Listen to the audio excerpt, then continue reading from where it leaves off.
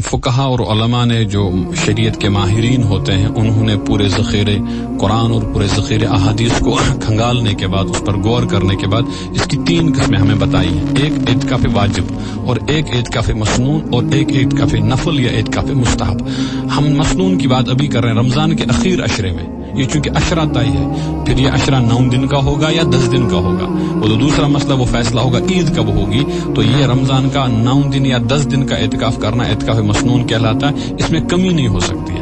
البتہ جہاں تک اعتکاف مستحب کی بات ہے, اعتکاف مستحب کیا ہے؟ آپ جب بھی مسجد جائیں گے, مسجد میں آپ نے قدم رکھا, مسجد میں قدم رکھنے کی دعا کی اور دعا کے فوراً بعد آپ نیت کریں کہ میں جتنی دیر مسجد میں بیٹھوں گا اتنی دیر میں اعتکاف کی نیت کرتا ہوں. اس کے لیے کوئی وقت ضروری نہیں ہے, نہ اس کے لیے روزہ شرط ہے. ہم 1 گھنٹہ, آدھا گھنٹہ, 10 منٹ, 20 منٹ مسجد میں رہے تو ہماری نیت کرنے کی وجہ سے ہمیں اتنی دیر اعتکاف کا ثواب مل جائے گا. اس کو اعتکاف نفل بھی کہہ سکتے ہیں, اعتکاف مستحب بھی کہہ سکتے ہیں. اور دوسری قسم جو رہ گئی تھی واجب اعتکاف, یہ آدمی اپنے اوپر خود لازم کر دیتا ہے. مثلا ایک آدمی نے منت مانی کہ اگر میرا فلاں کام پورا ہو جاتا ہے تو میں 1 دن کا اعتکاف کروں گا یا میں 3 دن کا اعتکاف کروں گا. کیونکہ شریعت کے عرف میں جب آپ کوئی چیز دن کے لیے لازم کرتے ہیں تو وہ آپ پر 24 گھنٹے کے لیے لازم ہو جاتی ہے. شریعت میں دن کہا جاتا ہے 24 گھنٹے کے وقت کو.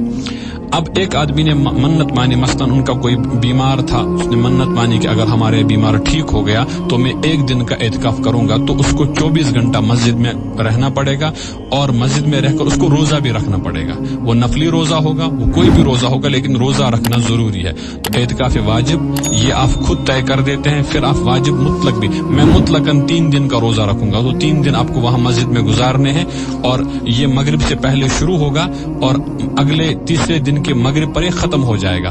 اس میں روزہ رکھنا آپ کے لیے ضروری. اور کبھی کبھی واجب میں آپ دن متعین کر دیتے ہیں کہ میں مثلا اگر میرا فلاں کام ہو جاتا ہے تو میں فلاں منڈے سے اپنا اعتکاف شروع کروں گا 3 دن کا, تو اسی منڈے کو آپ کو شروع کرنا پڑے گا. پھر آپ کسی اور دن شروع نہیں کر سکتے. جیسی ٹرمز جیسی کنڈیشنز آپ اپنے اوپر لاگو کرتے ہیں تو ان کا فالو کرنا آپ کو ضروری ہوگا. خلاصہ کلام یہ کہ اعتکاف واجب آدمی خود اپنے اوپر لازم کر دیتا ہے. اس میں روزہ شرط ہے, کم سے کم اس کی مقدار ہے 24 گھنٹہ. اور اعتکاف مسنون جو رمضان کے اخیر عشرے میں کیا جاتا ہے, اس کے پورا عشرہ اخیر والا ہوتا ہے. اور اعتکاف نفل, اس کے لیے کوئی وقت مقرر نہیں ہے. آپ جتنی دیر مسجد میں رہیں اتنی دیر اعتکاف کی نیت کریں گے تو آپ کو اعتکاف